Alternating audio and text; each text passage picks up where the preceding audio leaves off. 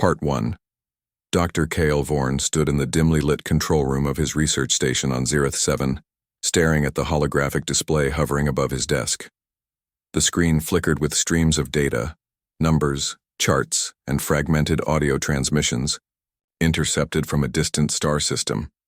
His large almond-shaped eyes narrowed as he leaned closer, trying to make sense of what he was seeing. Something about this signal felt different. Cale had spent decades studying cosmic phenomena, searching for signs of intelligent life beyond his own planet. But most of the signals he encountered were either meaningless noise or echoes of civilizations long gone. This one, however, was alive with activity. It came from a small blue-green world called Earth, a place Cale knew little about except that its inhabitants were considered primitive by Zerithian standards. Yet here they were, broadcasting detailed accounts of something extraordinary: human medicine. The transmission focused on a procedure performed by someone named Dr. Ryan Carter. Cale watched as grainy video footage played out before him. A group of humans gathered around a patient lying motionless on an operating table. Their tools looked crude compared to the sleek high-tech instruments used by Zerithian doctors. Scalpels gleamed under bright lights, clamps held delicate tissues apart, and tubes carried fluids into veins. There were no nanobots repairing cells or genetic editors rewriting DNA strands. Everything seemed so manual, so raw. But then, something remarkable happened.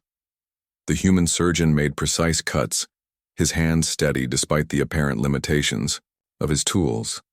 He removed a damaged organ and replaced it with another, carefully stitching everything back together. Cale's breath caught in his throat. The operation was successful. The patient survived. For a moment, Cale forgot to breathe. How could these fragile beings achieve such results without the advanced technology his people took for granted? On Zereth 7, medical procedures were almost entirely automated. Machines did the work while doctors oversaw operations from afar. Humans, on the other hand, relied on their own skill, creativity, and teamwork. They adapted to challenges using whatever resources they had available. It was inefficient, yes, but also deeply impressive. Curiosity burned within Cale. He replayed the footage multiple times, analyzing every detail. The more he studied, the more questions arose. Why did these humans risk their own health to save others? What drove them to push boundaries even when faced with failure? And most importantly, what secrets might their methods hold? Cale decided he needed answers. He couldn't stay confined to his lab on Zereth 7 any longer. If humanity's approach to medicine was as groundbreaking as it seemed, then perhaps there was much his own civilization could learn from them. After all, progress often came from unexpected places. The decision wasn't easy. Leaving Zereth 7 meant stepping outside the safety of his structured world. It meant venturing into the unknown and facing potential dangers. But Cale believed the rewards outweighed the risks. With careful planning, he devised a plan to travel to Earth undetected. Using a portable holographic projector, he could disguise himself as one of them, a human male. He chose the name Evan Drake and prepared documents to match his new identity, Azimie. Cale packed his belongings, his mind raced with anticipation. What would Earth be like? Would humans accept him, or would they see him as a threat? These thoughts kept him awake during the long journey through space. When his ship finally entered Earth's atmosphere, he gazed out the window at the swirling clouds and vast oceans below. For the first time in years, he felt a spark of excitement mixed with nervousness. Upon landing, Cale activated his holographic disguise and stepped onto American soil. The air smelled strange, rich with scents he couldn't quite identify, and the sounds of bustling cities filled his ears. People hurried past him, oblivious to the fact that an alien walked among them. Cale adjusted the strap of his bag and began navigating the streets, determined to blend in. His first destination was New York City, where he hoped to find work at a hospital. Securing a position wouldn't be easy. He'd need to prove himself, quickly. Fortunately, his extensive knowledge of biology gave him confidence. Even though human anatomy differed slightly from Zerithians, the principles remained similar enough for him to adapt. After several days of searching, Cale landed an internship at Mount Sinai Hospital. The head surgeon, Dr. Emily Dawson, welcomed him warmly. She introduced herself with a firm handshake and a smile that put Cale at ease. Emily explained the hospital's routines and handed him a white coat embroidered with his fake name, Evan Drake, intern. At first, Cale struggled to keep up. Human hospitals moved at a frantic pace, with staff rushing between rooms and machines beeping constantly. Patients groaned in pain, families waited anxiously in hallways, and doctors shouted orders over the chaos. It was overwhelming, yet strangely exhilarating. Cale observed everything closely, taking mental notes on how humans interacted with each other and their environment. One thing struck him immediately: the dedication of the medical team. Despite exhaustion and stress, they never gave up. Nurses comforted frightened patients, surgeons performed marathon operations, and interns stayed late to ensure paperwork was completed. Kyle admired their resilience. Back on Zyrith 7, such selflessness was rare. Most doctors viewed their jobs as purely scientific endeavors detached from emotion. Emily noticed Evan's peculiar behavior early on. During rounds, he lingered near equipment, examining scalpels and sutures as if they were artifacts from another era. Once, she caught him staring intently at a stethoscope, turning it over in his hands as if trying to decipher its purpose.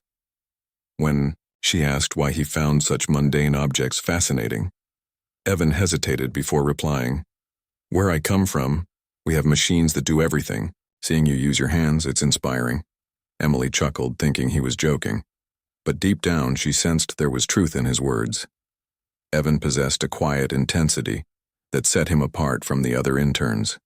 He asked thoughtful questions, listened intently, and absorbed information like a sponge. She began assigning him tasks that required precision, curious to see how he'd handle them. As weeks passed, Cale grew more comfortable in his role. He assisted in surgeries, monitored patients, and even helped write case reports. Each day brought new discoveries about human medicine, the way doctors relied on intuition as much as science, how they celebrated small victories, and how they mourned losses together. Slowly but surely, Cale realized he wasn't just learning about medicine. He was learning about humanity itself. By the end of his first month, Cale knew he had made the right choice in coming to Earth. The experience was humbling, challenging, and endlessly fascinating. Though he still missed the familiarity of Zyrith 7, he felt a growing connection to this vibrant, chaotic world. Little did he know his journey was only beginning. Part 3. The emergency room buzzed with urgency as Cale hurried through the automatic doors, his white coat flapping behind him. Nurses rushed past, their faces tense, while doctors shouted orders over the chaos. Somewhere in the distance, a monitor beeped erratically, its shrill tone cutting through the noise like a knife. Cale's heart raced, not just from the sprint across town, but from the weight of what awaited him. Emily had texted him only 10 minutes ago, and already the situation felt overwhelming. As he entered the trauma bay, he spotted Emily standing at the center of the commotion. Her eyes were sharp, her movements deliberate as she directed the team. A young boy lay on the gurney, pale and unconscious, his small frame dwarfed by the flurry of activity around him. Blood soaked through the bandages wrapped hastily around. His legs and an oxygen mask covered his face. Kyle froze for a moment, taking in the scene. It was Alex Martinez, a name he recognized from the intake forms. Just 12 years old. "What happened?" Cale asked, stepping closer. Emily glanced up briefly before returning her focus to the boy. "Hit and run outside the park. Massive internal injuries. We're stabilizing him now." Cale nodded, though his stomach churned. He'd seen injuries during his time at the hospital, but nothing this severe. The boy's chest rose and fell unevenly, each breath shallow and labored. Machines beeped frantically, warning of dropping blood pressure and irregular heart rhythms. Cale clenched his fists, trying to push aside the rising panic. This was no ordinary case, it was life or death. "Evan," Emily called, snapping him out of his thoughts. "I need you here. Hold this clamp steady while I assess the damage." Without hesitation, Cale moved to her side, gripping the surgical tool tightly. His hands trembled slightly, but he forced himself to stay calm. Emily worked with incredible speed, her gloved fingers probing gently yet decisively.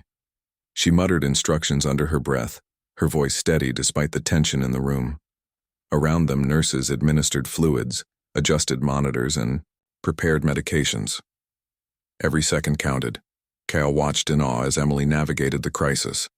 When one machine failed, she improvised, using manual techniques to keep Alex stable. When a nurse hesitated, unsure of the next step, Emily barked clear directions without missing a beat.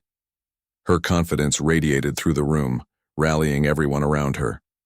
Cale realized then that leadership wasn't just about giving orders, it was about inspiring trust, even in the darkest moments. Time blurred as the team worked tirelessly. Minutes stretched into hours, each tick of the clock amplifying the stakes. At one point, Alex's heart stopped. The room erupted into controlled chaos as Emily led the charge, shouting commands while performing chest compressions. Cale stood nearby, holding defibrillator paddles ready, his pulse pounding in sync with the boy's erratic heartbeat. When the monitor finally blipped back to life, signaling a faint but steady rhythm, the entire room exhaled in unison.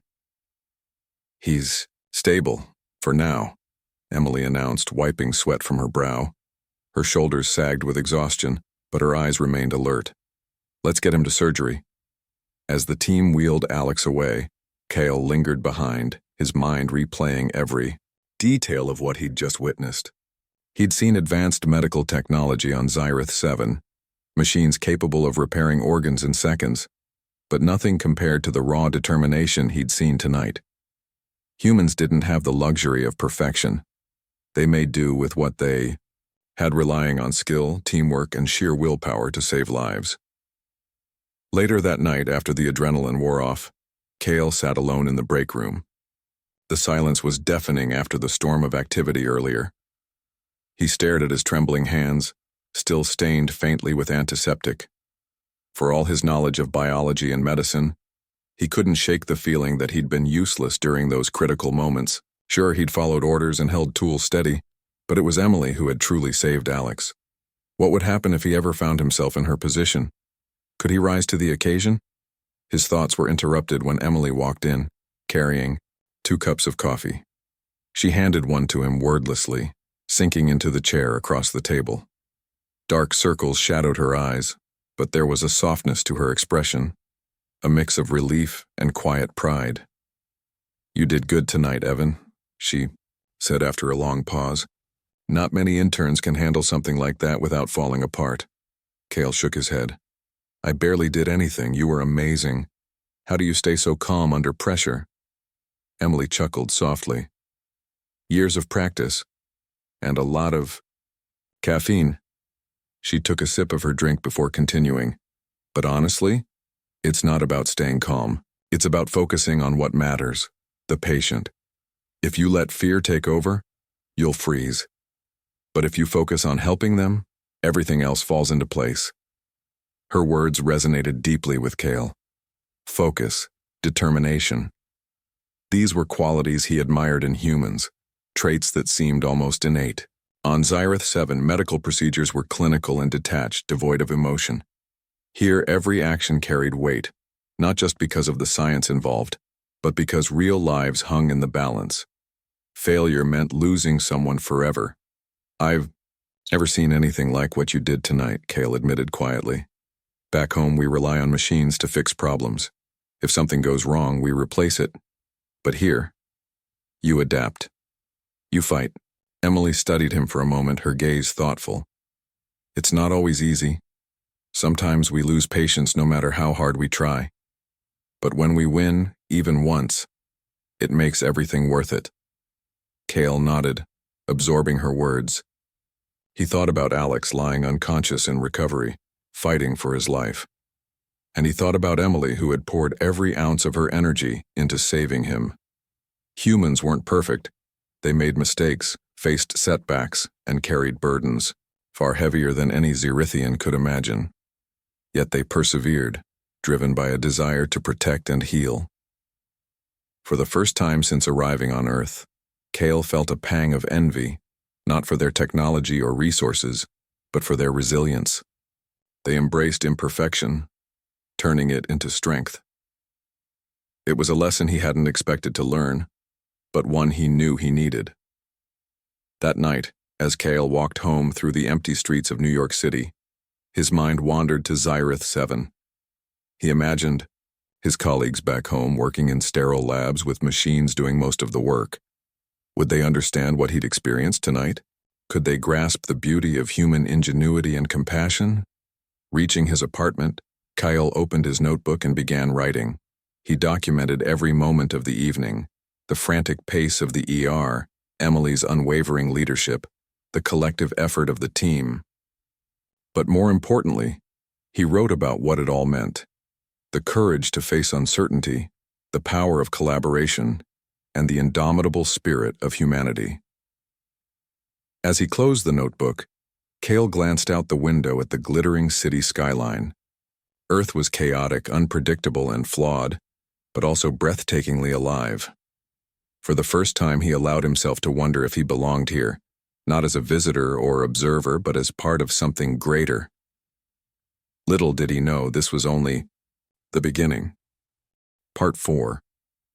Weeks passed, and Kale, still disguised as Evan Drake, grew more comfortable in his role at the hospital. He no longer felt like an outsider watching from the sidelines. He was part of the team now. The other doctors trusted him. The nurses smiled when they saw him, and even the patients seemed to respond well to his calm demeanor. But despite his growing confidence, Kyle couldn't shake a nagging sense of unease.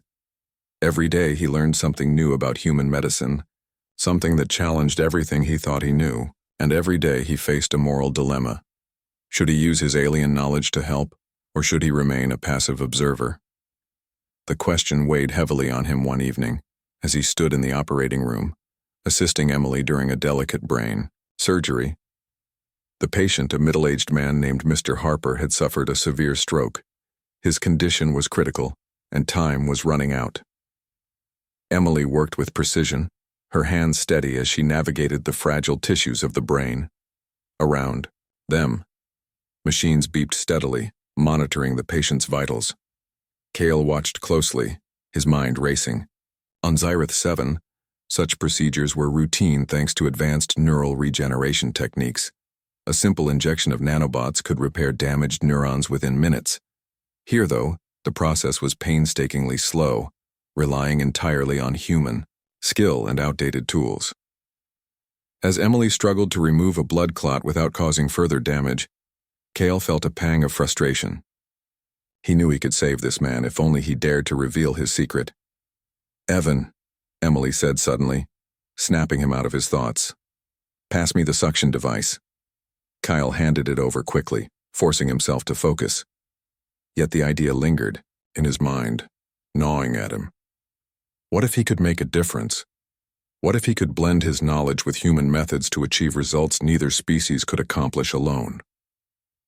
Later that night, after the surgery ended successfully but not without complications, Kale found himself pacing his small apartment.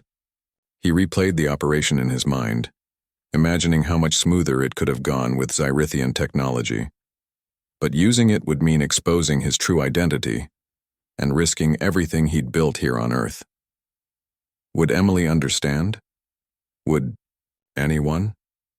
The opportunity came sooner than he expected.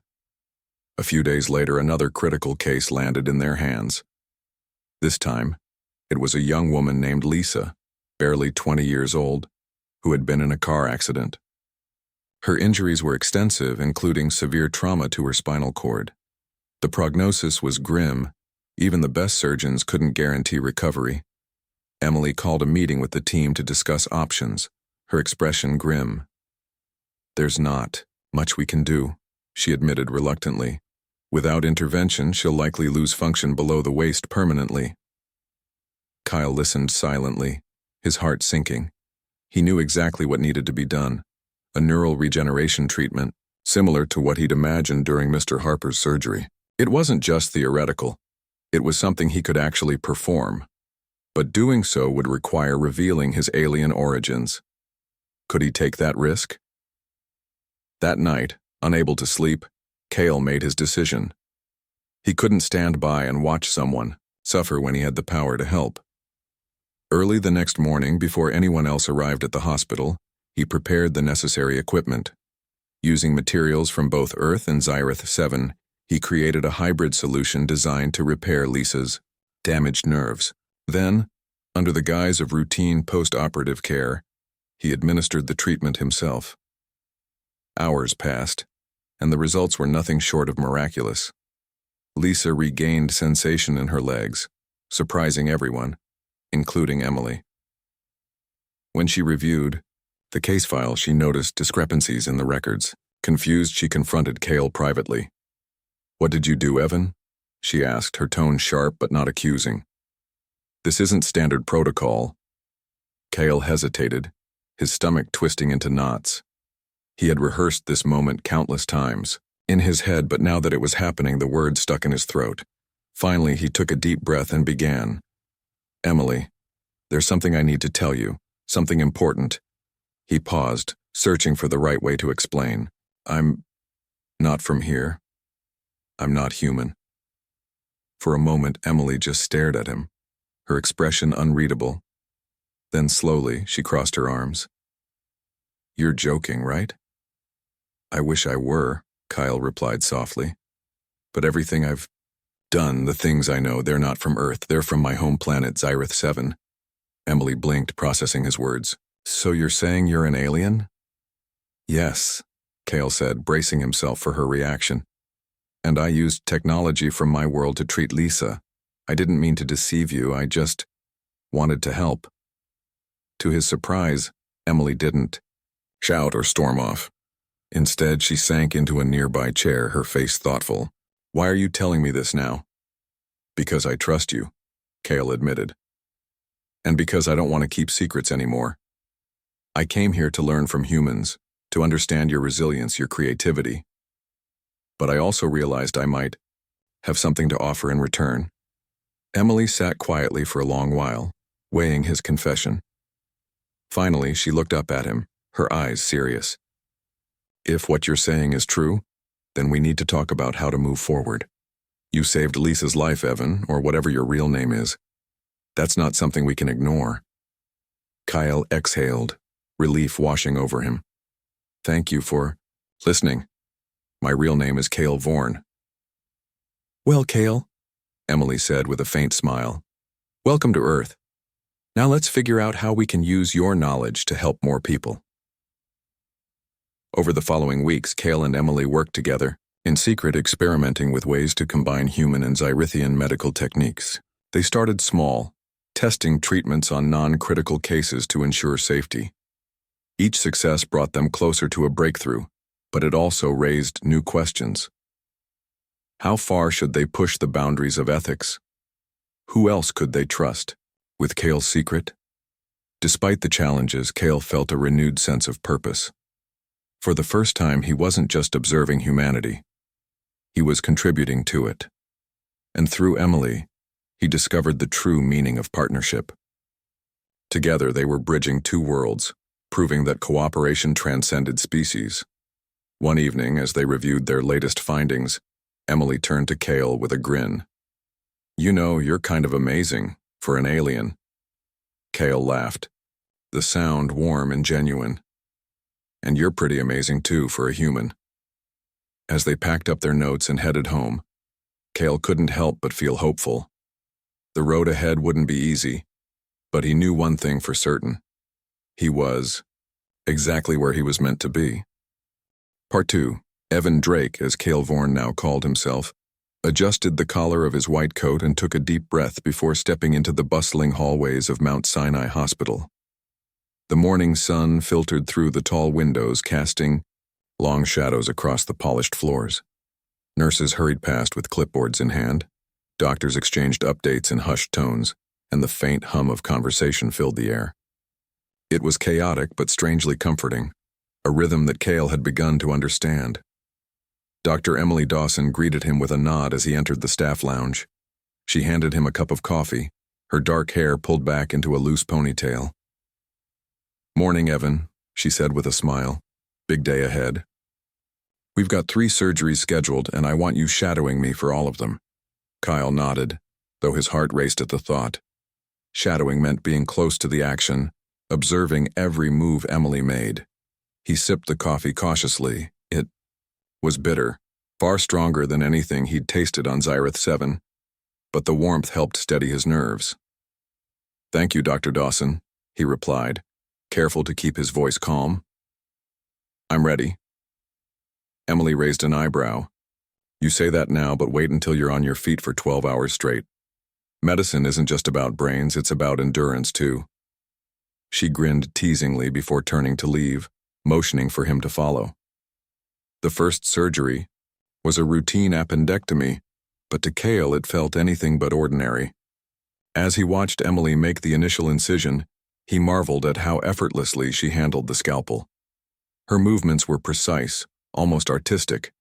There were no machines guiding her hands, just skill, experience, and focus. Cale glanced at the monitors displaying the patient's vital signs, noting how Emily kept one eye on them while working. Humans relied so heavily on their instincts, something Cale found both admirable and baffling. During a brief pause, Emily turned to him. What do you think, Evan? Ever seen anything like this before? Cale hesitated. On Zyrith 7, surgeries were performed by robots programmed to perfection. Doctors rarely touched patients directly unless absolutely necessary, but admitting that would raise too many questions. Instead, he chose his words carefully. It's different from what I'm used to. Back home, we don't use tools like these. Everything is automated. Emily tilted her head, intrigued. Automated, huh? Sounds fancy. But tell me this. If something goes wrong with the machine, who fixes it? Cale blinked, caught off guard by the question. Well, there are technicians, and if the technician can't fix it fast enough? Emily interrupted, raising an eyebrow. Here, we rely on each other. Machines break, technology fails, but humans adapt. That's why we train so hard, to be ready for anything. Her words lingered in Cale's mind long after the surgery ended. Adaptability, resilience. These were concepts he hadn't fully appreciated until now. Humans weren't just surviving despite their limitations, they were thriving because of them. Over the next few days, Cale immersed himself in the hospital's daily grind.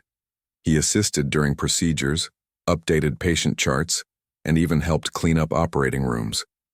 Each task taught him something new about human medicine. For instance, he learned that communication was key. Surgeons barked orders to nurses, who responded instantly without hesitation. Everyone knew their role and trusted one another to perform it well. One evening, after a particularly grueling shift, Cale found himself sitting alone in the break room. His shoulders ached from standing for hours, and his stomach growled from skipping lunch. Yet instead of feeling drained, he felt invigorated. He pulled out a small notebook and began jotting down observations. Humans treated medicine not just as a science, but as a team effort. They celebrated successes together and mourned failures as a unit. Their bond reminded him of the tight-knit research teams back on Zyrith 7, but amplified somehow, more personal, more emotional. As he wrote, the door creaked open and Emily walked in. She carried 2 cups of coffee and slid one toward him. You look like you could use this, she said, sitting down across from him. Cale smiled gratefully. Thanks. I didn't realize how exhausting this job could be. Emily chuckled. Welcome to the club. Most interns burn out within the first month. You're holding up better than I expected. He shrugged modestly. I guess I'm learning to adapt.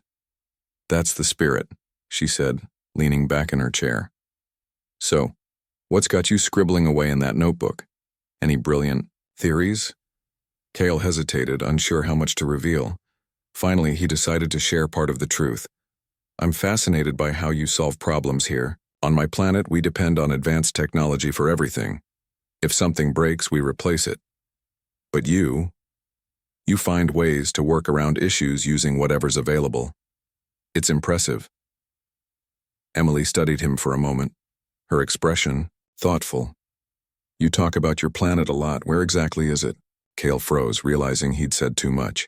He forced a laugh. Oh, it's nowhere special. Just a small town where everyone knows everyone. Nothing like New York City. Emily smirked. Fair enough. But you know, Evan, sometimes it's okay to let people in. You seem like you're carrying a lot on your shoulders. Her words struck a chord. Cale wanted to tell her everything, to explain that he wasn't human, that he came from a distant world to learn from her kind. But he couldn't risk losing her trust. Not yet. So instead, he changed the subject. Tell me more about your journey. How did you become a surgeon? Emily lit up at the question, launching into a story about her childhood dream of becoming a doctor and the challenges she faced along the way. Kyle listened intently, captivated by her passion. Her determination inspired him, reminding him why he had come to Earth in the first place. By the end of his second week, Cale felt more integrated into the hospital community.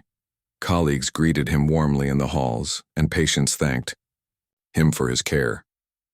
Still, there were moments when he struggled to fit in. Once, during a lunch break, someone asked him to explain a complicated medical term. Cale froze, unsure how to simplify the concept without revealing his superior knowledge. Another time, he accidentally referred to a piece of equipment by its Zyrithian name, drawing puzzled looks from nearby staff. But despite these minor setbacks, Cale continued to learn and grow. He discovered joy in the little things. The sound of laughter echoing through the cafeteria, the sight of a recovering patient walking unaided down the hallway, the camaraderie shared among coworkers late at night. Slowly, Earth began to feel less foreign and more like home. One afternoon, as Kyle walked through Central Park during his break, he paused to watch children playing near the fountain. Their laughter rang out, pure and unfiltered. For a moment, he allowed himself to imagine staying here permanently. Could he truly belong in this world? Would humans accept him if they knew the truth? Before he could dwell on those thoughts, his phone buzzed in his pocket. It was a message from Emily.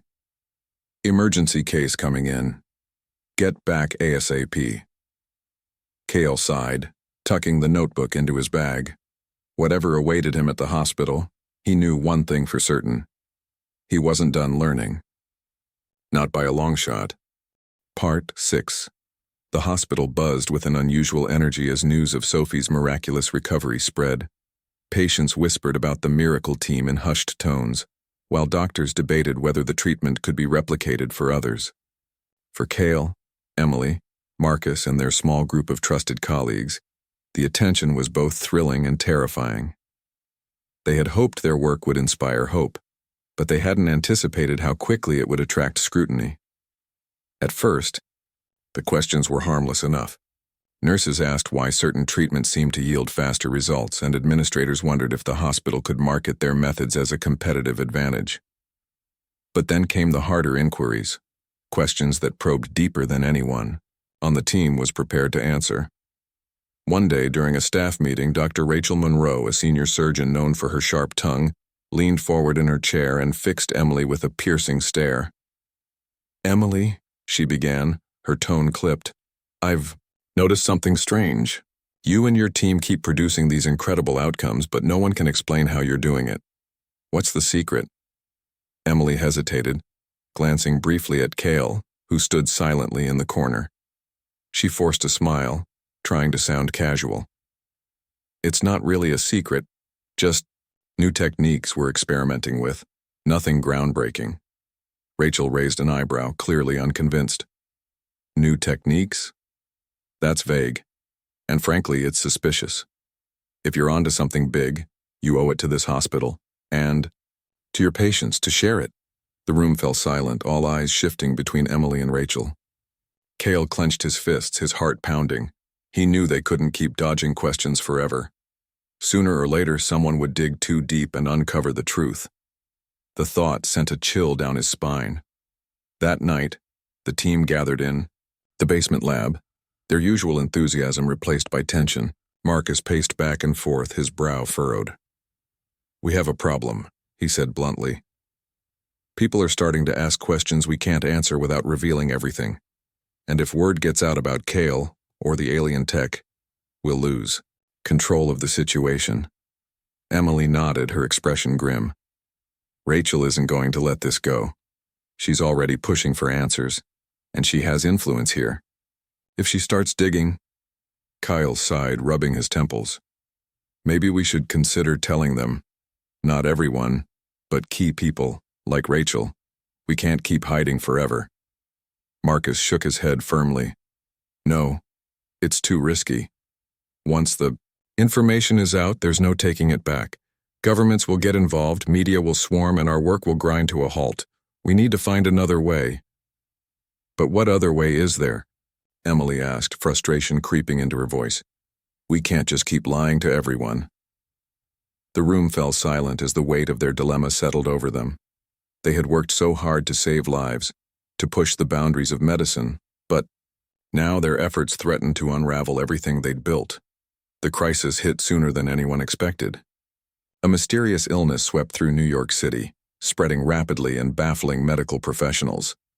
Patients arrived at Mount Sinai with high fevers, severe respiratory distress, and unexplained rashes. Within days, the hospital overflowed, with cases overwhelming the staff. Doctors scrambled to diagnose the disease, but every test came back inconclusive. Treatments that usually worked failed miserably, leaving patients worse off than before. Kale recognized the symptoms immediately. His stomach churned as he realized the truth. The pathogen originated from Zyrith 7. It must have hitched a ride on interstellar debris, eventually finding its way to Earth. Guilt crushed him like a physical weight.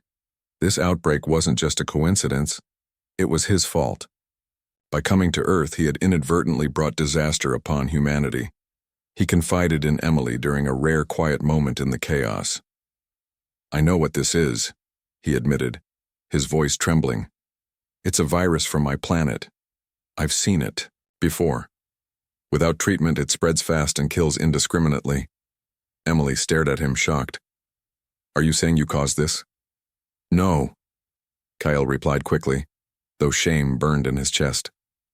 Not intentionally. But yes, it came from Zyrith 7. I think fragments of it traveled here somehow, and now it's mutating in humans. I didn't mean for this to happen, I swear. Emily took a deep breath, processing his words. Despite her shock, she didn't lash out. Instead, she focused on the immediate issue. If you know how to stop it, now's the time to act. Whatever it takes. Kale nodded, determination replacing his guilt. There's a cure, a combination of Zerithian nanotechnology and human antiviral drugs, but using it means exposing my true identity. Everyone will know I'm an alien. Emily placed a hand on his shoulder. Then we'll face that when it comes. Right now, saving lives is all that matters. With Emily's support, Kale devised a plan. Working tirelessly in the lab, he adapted the Zyrithian cure to target the mutated strain affecting humans. The process was grueling, requiring precise calculations and constant adjustments. Marcus and the rest of the team pitched in, helping prepare doses and coordinate distribution.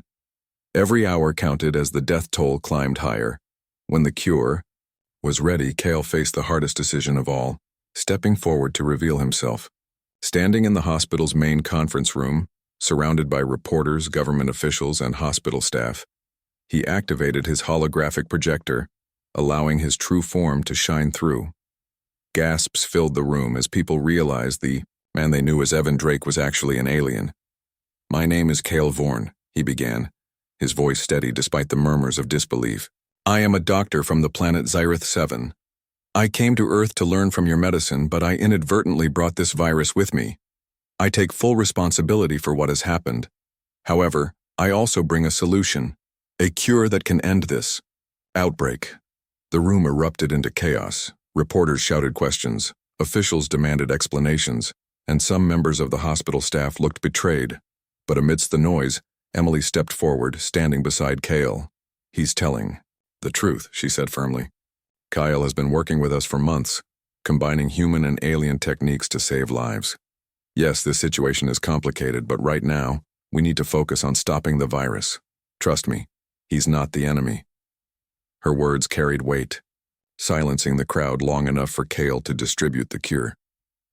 Teams of doctors and nurses administered the treatment across the city, stabilizing patients almost instantly. Within days, the outbreak began to subside. As the dust settled, Kyle braced himself for the consequences. Public reaction was mixed. Some hailed him as a hero, while others viewed him with suspicion. Governments launched investigations and media coverage dominated headlines worldwide. But through it all, Emily remained by his side, defending their work and advocating for cooperation between humans and aliens. One evening, as they sat together in the now empty lab, Cale turned to her with gratitude in his eyes. "Thank you for standing by me. I don't know what I would have done without you." Emily smiled softly. "You saved countless lives, Cale. That's what matters. Now let's figure out how to move forward. Together." Though the road ahead was uncertain, Cale felt a flicker of hope. Humanity had accepted him, not fully, not yet, but enough to give him a chance. And in that acceptance, he saw the possibility of a brighter future for both species. Part 5. Cale and Emily's partnership quickly became the backbone of their experimental work. Every evening, after the hospital emptied and the hallways grew quiet, they would retreat to a small, unmarked lab tucked away in the basement. It was there, surrounded by shelves of dusty medical journals and outdated equipment, that they blended human ingenuity with Xyrithian innovation.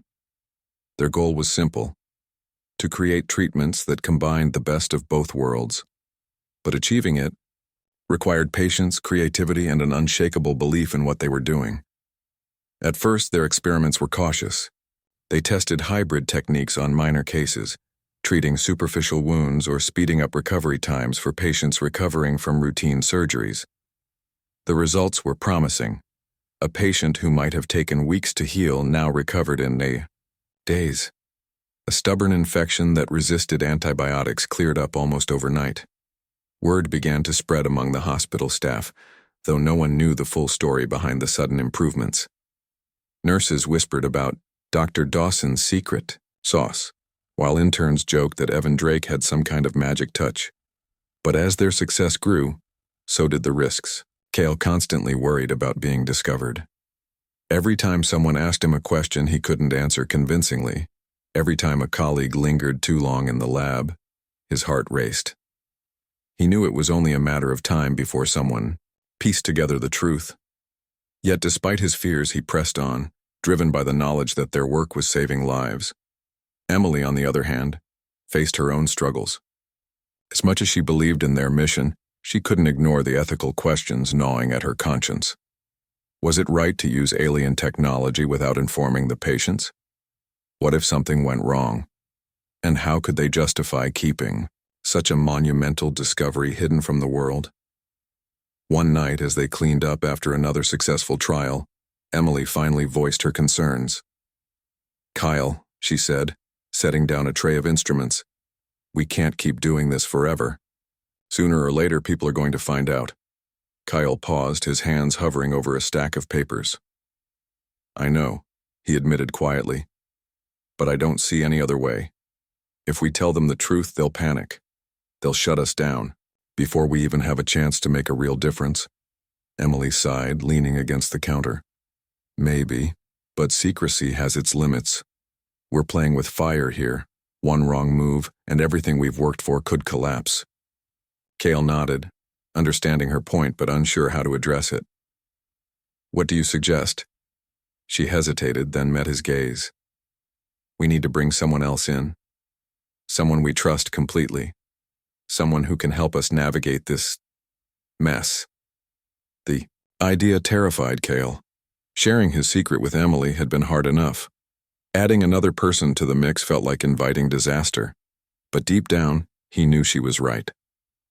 They couldn't handle this alone anymore. The next day, Emily approached Dr. Marcus Hale, a senior physician at the hospital and one of her closest mentors. Known for his calm demeanor and sharp mind, Marcus had always been a voice of reason during tough decisions. Emily trusted him implicitly, which is why she chose him as their confidant. "Marcus," she began cautiously during a private meeting in his office, "there's something I need to show you. Something unusual." Intrigued, Marcus raised an eyebrow. "Unusual how?" "It's better if I show you," Emily replied, leading him to the basement lab. When they arrived, Cale was already there, waiting nervously. He greeted Marcus with a polite nod, though his posture betrayed his anxiety. "What's all this?" Marcus asked, glancing around the cluttered space. His eyes landed on a peculiar device sitting on the table, a sleek metallic contraption, unlike anything he'd ever seen. "This," Emily explained, gesturing toward the device, "is part of what's been helping us achieve those miracle recoveries everyone's talking about." Marcus frowned, clearly skeptical. "Helping? How?" Kyle stepped forward, his voice steady despite the tension in the room. "It's alien technology from my home planet." For a moment, Marcus simply stared at him, processing the words. Then slowly he crossed his arms. "Alien, huh? You're going to have to explain that." And so, Cale did. He told Marcus everything from his arrival on Earth to his collaboration with Emily, from the successes they'd achieved to the risks they faced. To his credit, Marcus listened intently, asking thoughtful questions and examining the evidence laid out before him.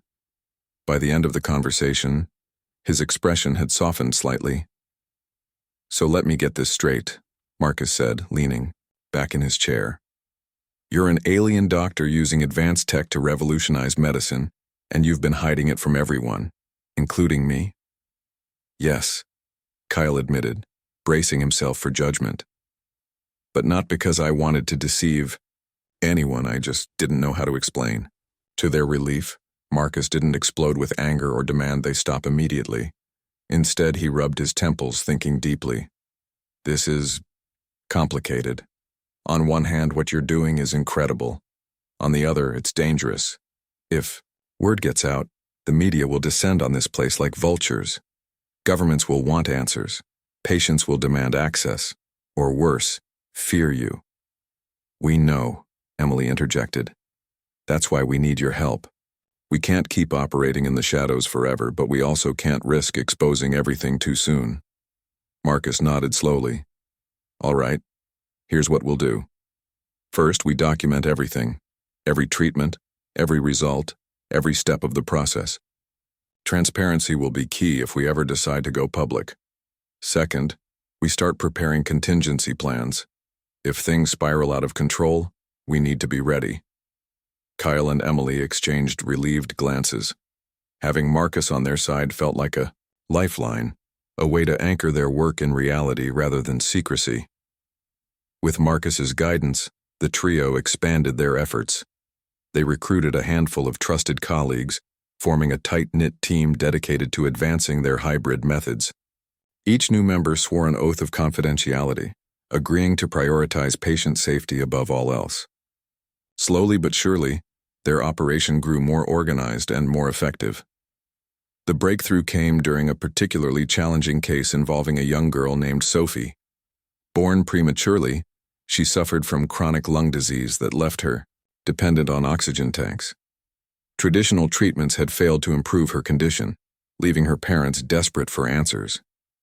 When Cale and Emily proposed trying their experimental approach, the family agreed, unaware of its true origins. Using a combination of Xyrithian nanobots and human stem cell therapy, the team successfully repaired Sophie's damaged lungs. Within weeks, she was breathing on her own for the first time in years. Her joyful laughter echoed through the hospital halls, bringing tears to her parents' eyes and reaffirming the team's belief in their mission. Word of Sophie's recovery spread rapidly, drawing attention from higher-ups at the hospital. Administrators demanded explanations, praising the results but questioning the methods. Marcus handled the inquiries with careful diplomacy, deflecting suspicion while emphasizing the importance of continued research. Despite the scrutiny, Kyle felt a renewed sense of purpose. For the first time, he wasn't just learning from humanity, he was contributing to it in ways he never imagined. Through Emily and their growing team, he discovered the power of trust, collaboration, and shared vision. As he walked home one evening, the city skyline glowing in the distance, Cale allowed himself a rare moment of reflection. Earth was chaotic, unpredictable, and flawed, but it was also breathtakingly alive. And somewhere along the way, he realized he had stopped thinking of it as a temporary destination. It had become home. Little did he know, the challenges ahead would test that sense of belonging in ways he couldn't yet imagine. Part 7. The weeks following Kyle's public revelation were a whirlwind of emotions, reactions, and challenges. The world had never encountered an alien before, let alone one who openly admitted to being responsible for a global crisis. News outlets couldn't stop talking about him. Some called him a savior, others labeled him a threat. Social media exploded with memes, debates, and conspiracy theories. People lined up outside Mount Sinai Hospital just to catch a glimpse of the alien doctor, while protesters gathered nearby holding signs that read, "Go back to your planet, Humans first." For Cale, the attention was overwhelming. He spent most days holed up in the hospital's basement lab, avoiding the chaos above. Emily stayed by his side as much as she could, shielding him from the worst of the backlash. Marcus handled the official inquiries, fielding calls from government agencies and health organizations eager to understand and regulate Cale's technology.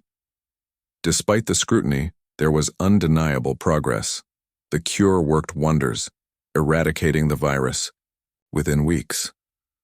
Hospitals around the world adopted the hybrid treatment, saving millions of lives. Governments began to see Cale not just as a foreign entity but as a valuable ally. Slowly, fear gave way to curiosity, and hostility turned into cautious acceptance. But acceptance didn't mean trust. Every move Cale made was scrutinized. Reporters camped outside his apartment, desperate for exclusive interviews. Politicians demanded explanations about Zereth 7 and its intentions toward Earth. Even within the hospital, tensions simmered among staff members unsure whether to embrace or resent their extraterrestrial colleague. One afternoon, as Cale sat reviewing data in the lab, Emily walked in carrying 2 cups of coffee. Her face was pale, her usual confidence replaced by worry. She handed him a cup and sank into the chair across from him. "They're calling for hearings," she said quietly. "Congress wants you to testify, to explain everything. They're talking about creating laws to govern, well, aliens like you." Cale sighed, running a hand through his hair. "I knew this would happen eventually, but I don't know what to tell them. How do I explain my planet without scaring everyone more?" Emily leaned forward, her voice firm. "You focus on the positives, on how we've already helped people. Show them that working together is better than shutting each other out." He nodded, though doubt lingered in his eyes. "What if they decide I'm too dangerous? What if they force me to leave?"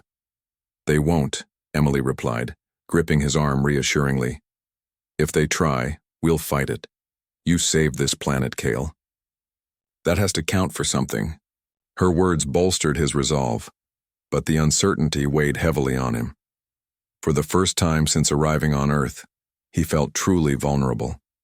His disguise had been stripped away, leaving him exposed, not just as an alien, but as someone who cared deeply about humanity.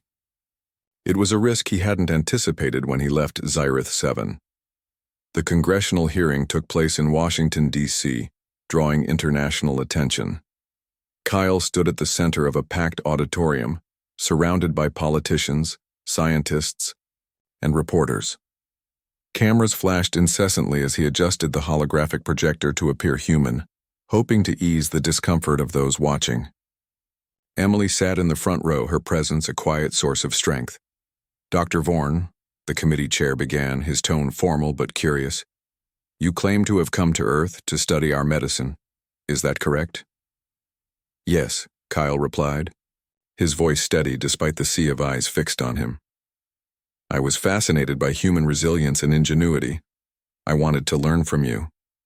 "And yet," another senator interjected, "your arrival coincided with a deadly outbreak caused by a pathogen from your planet. How can we be sure this won't happen again? Kyle hesitated, knowing the question was inevitable. I deeply regret the harm caused by the virus. It was never my intention to endanger anyone. However, I believe the solution lies in collaboration, not isolation. Together, humans and Xyrithians can develop safeguards to prevent such incidents in the future. The room buzzed with murmurs. Some senators exchanged skeptical glances while others nodded thoughtfully. One young representative, Senator Laura Hayes, spoke up. Dr. Vorn, your work has undeniably saved lives. Can you elaborate on how your technology might benefit us long-term? Kale seized the opportunity, describing the potential applications of Xyrithian medicine. Faster healing, targeted treatments, and even cures for diseases currently considered incurable. He emphasized the importance of blending human creativity with alien precision, painting a vision of a brighter future built on mutual cooperation. By the end of the hearing, the mood had shifted.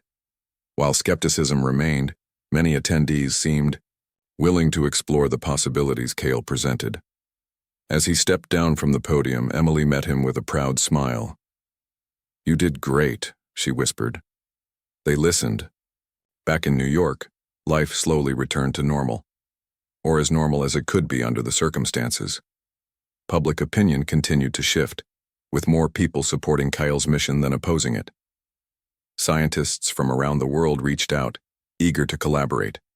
Universities invited him to lecture, and medical journals published papers detailing the breakthroughs achieved through his methods. Encouraged by the growing interest, Kyle proposed establishing a research institute dedicated to cross-species medical innovation. With Emily and Marcus's help, he drafted plans for a state-of-the-art facility where humans and Xyrithians could work side by side.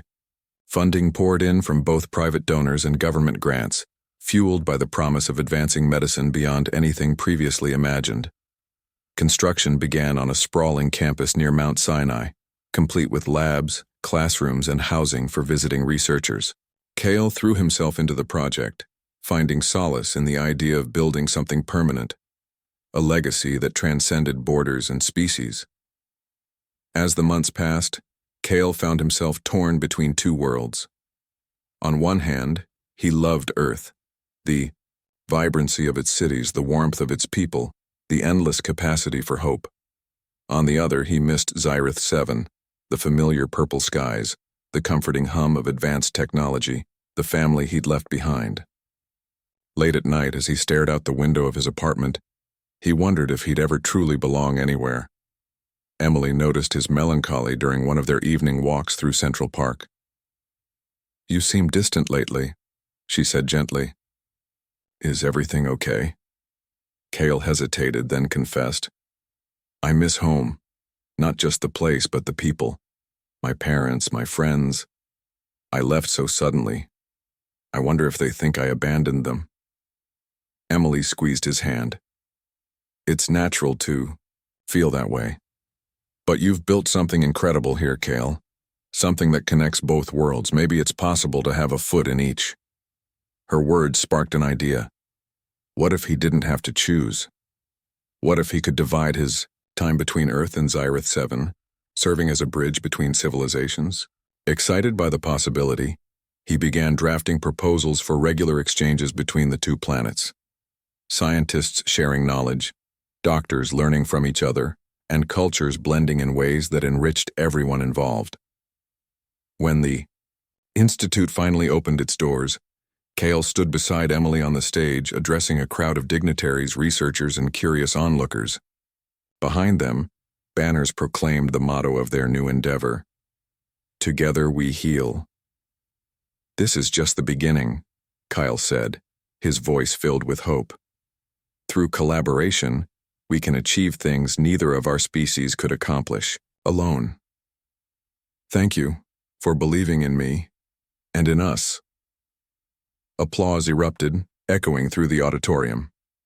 As Kale looked out at the diverse faces smiling back at him, he realized he wasn't just an outsider anymore.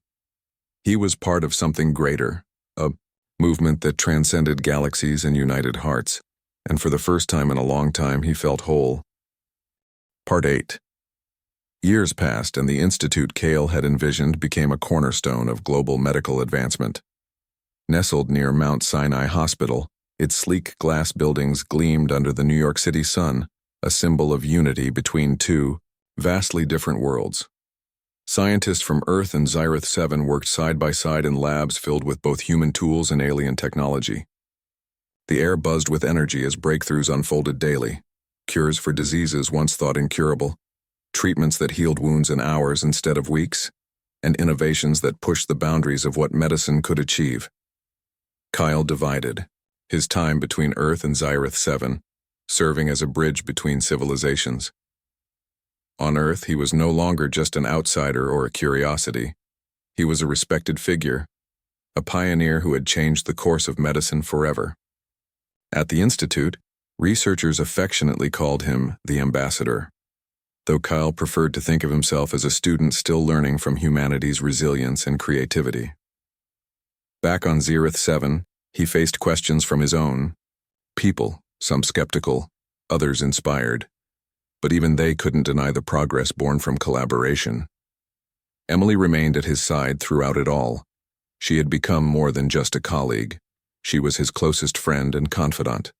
Together, they navigated the challenges of balancing two worlds while continuing to push the limits of what was possible. Their partnership had grown into something profound, a shared vision of hope that transcended species. One crisp autumn morning, Kyle stood on the rooftop of the Institute, watching the sunrise paint the skyline in hues of orange and pink. It was a rare moment of quiet amid the chaos of his dual life. Below him, the city stirred to life, its streets filling with people rushing to work, school, or appointments. Somewhere in that sea of humanity were patients whose lives had been saved because of the Institute's efforts. The thought filled Kyle with pride, but also humility. He hadn't done this alone. It was the result of countless hands working together. The door to the rooftop creaked open and Emily joined him, coffee cups in hand. She handed one to Cale, her smile soft and knowing. Thinking about home? He nodded, taking a sip of the warm drink. Both homes, actually. Sometimes I wonder if I'll ever fully belong anywhere. Emily leaned against the railing beside him, gazing out at the horizon. You belong here, Cale. You've made a place for yourself. Not just on Earth, but in people's hearts. And you've done the same on Zyrith 7. Maybe belonging isn't about choosing one place over another. Maybe it's about creating connections wherever you go. Her words struck a chord deep within him. For so long, he'd struggled with the idea of identity, of being caught between two worlds. But Emily was right.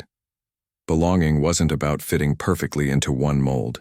It was about building bridges, forging relationships, and leaving a mark that endured beyond borders. Later, that day, Cale addressed a gathering of scientists, doctors, and dignitaries during the Institute's annual symposium. The auditorium was packed, with attendees spilling into overflow rooms where screens broadcast his speech live. Standing on stage, he felt a familiar flutter of nerves, but also gratitude. So much had changed since his first days on Earth, when he'd arrived as a stranger with nothing but curiosity and a notebook. Today, he began, his voice steady, we celebrate not just science, but connection. When I came to Earth, I sought to learn from your ingenuity and compassion. What I found was far greater, a spirit of resilience that inspires me every day. Together, we've proven that differences are not barriers. They are opportunities. Opportunities to grow, to innovate, and to heal. The audience erupted into applause, many rising to their feet. Among them was Marcus, now retired but still active in mentoring young researchers. Nearby sat Sophie, the girl whose recovery had marked one of the Institute's earliest successes. Now a teenager, she beamed with pride as Cale acknowledged the role her case had played in shaping the future of medicine. As the applause faded, Cale turned to Emily, who stood at the edge of the stage. None of this would have been possible without someone very special, he said, gesturing toward her. Dr. Emily Dawson believed in me when I doubted myself. She reminded me that healing is not just about science, it's about trust, teamwork, and heart. Emily blushed as the crowd cheered again, waving modestly before stepping back into the shadows. For all her strength and determination, She preferred to let others take the spotlight. But Kale knew better. Without her, none of this would have happened. After the ceremony, Kale wandered through the bustling halls of the Institute, stopping to chat with colleagues and students along the way. In one lab, a group of interns huddled around a microscope, debating the best approach to a new experiment.